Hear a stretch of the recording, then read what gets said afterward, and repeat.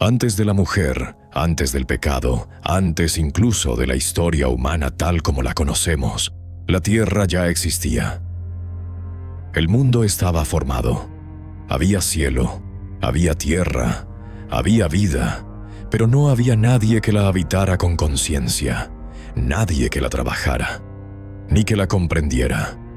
Todo estaba dispuesto, pero faltaba quien lo viviera. Es en ese punto donde el relato del Génesis introduce una de sus imágenes más poderosas. Describe el origen del ser humano con una sencillez que ha atravesado siglos. Entonces el Señor Dios formó al hombre del polvo de la tierra y sopló en su nariz aliento de vida, y fue el hombre un ser viviente. No es una escena compleja, sino directa, casi silenciosa, pero profundamente significativa. El ser humano aparece como una unión entre lo terrenal y lo divino, como materia que recibe vida. Adán no tiene infancia ni genealogía previa. No nace dentro de una historia, sino que la inaugura. Incluso su nombre lo sugiere, ya que en hebreo está ligado a la palabra Adamá, tierra. Su identidad desde el inicio queda unida al suelo mismo del que fue formado. Después, el relato nos conduce a un lugar específico, el jardín de Edén.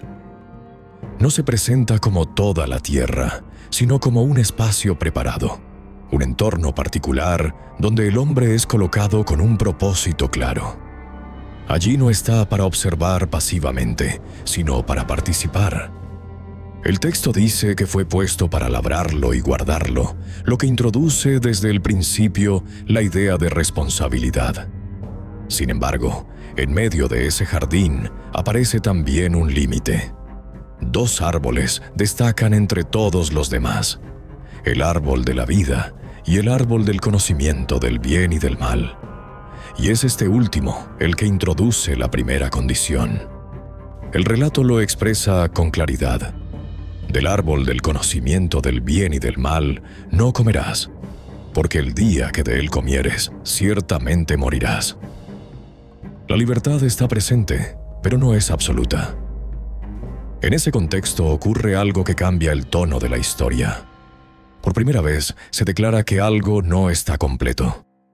No es bueno que el hombre esté solo. Adán observa a los animales, los nombra, los reconoce, pero no encuentra en ninguno algo semejante a él. Y entonces sucede algo íntimo. El texto describe que Dios hace caer un sueño profundo sobre el hombre, y de él forma a la mujer. No del polvo esta vez, sino del propio hombre, estableciendo desde el inicio una relación de unidad. Cuando Adán la ve, sus palabras no son de sorpresa, sino de reconocimiento. Esto es ahora hueso de mis huesos y carne de mi carne. Y el relato añade un detalle que define ese momento. Y estaban ambos desnudos, y no se avergonzaban. No hay culpa, no hay miedo, no hay distancia. Solo existe la inocencia. Pero esa inocencia no permanece. La historia introduce a la serpiente con discreción, describiéndola simplemente como astuta. No irrumpe con violencia, sino con una pregunta. ¿Con qué Dios os ha dicho? La duda entra de forma sutil, casi imperceptible, y comienza a alterar la percepción del límite.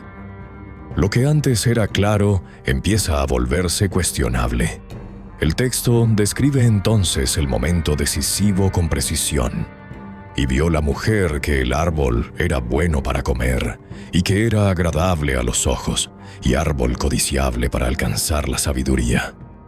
No es solo hambre lo que aparece, sino el deseo de comprender, de alcanzar algo más.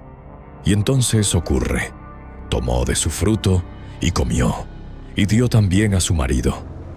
No hay estruendo ni señal visible, solo una decisión. Pero esa decisión cambia todo. El relato continúa. Entonces fueron abiertos los ojos de ambos, y lo primero que aparece no es poder, sino conciencia. Se dan cuenta de su desnudez, intentan cubrirse, se esconden. Cuando escuchan la voz de Dios en el jardín, ya no se acercan, se apartan. Tuve miedo, dice el hombre, y me escondí. Es la primera vez que el miedo entra en la historia humana. La conversación que sigue revela una fractura más profunda. Nadie asume completamente la responsabilidad. El hombre señala a la mujer señala a la serpiente. Y entonces llegan las consecuencias: el dolor, el esfuerzo, la dificultad. La tierra deja de ser completamente favorable y la vida se vuelve más compleja. Finalmente, la sentencia queda expresada en una frase que define la condición humana: polvo eres y al polvo volverás. La muerte entra en el relato.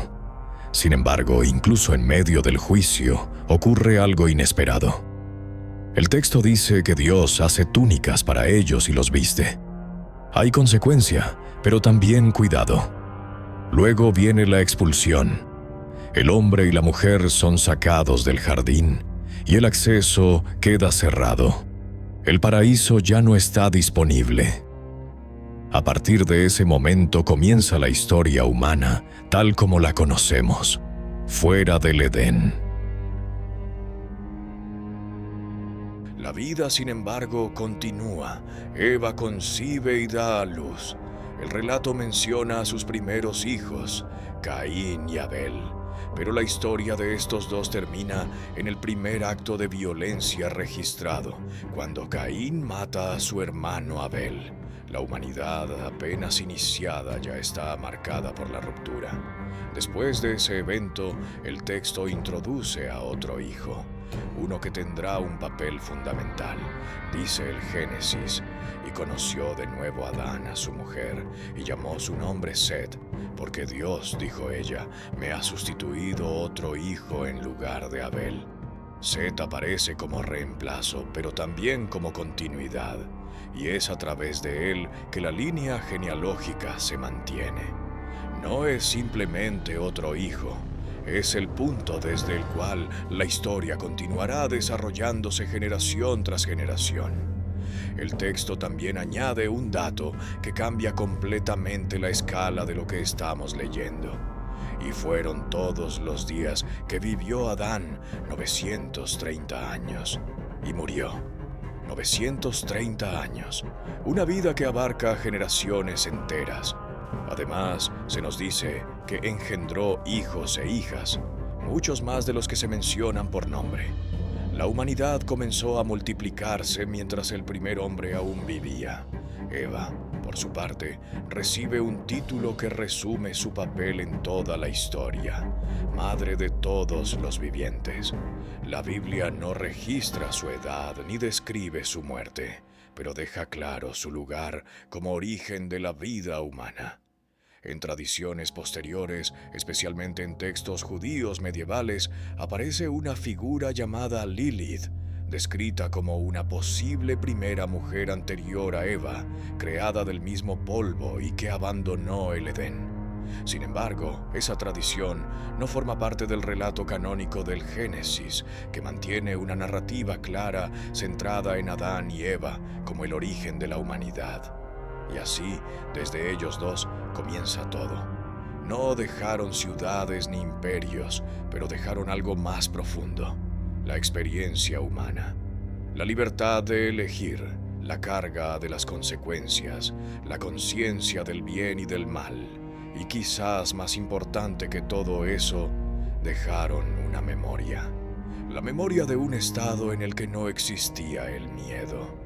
Desde entonces, la humanidad entera ha vivido con una sensación difícil de explicar, como si, en algún lugar profundo, recordara un jardín del que ya no puede volver.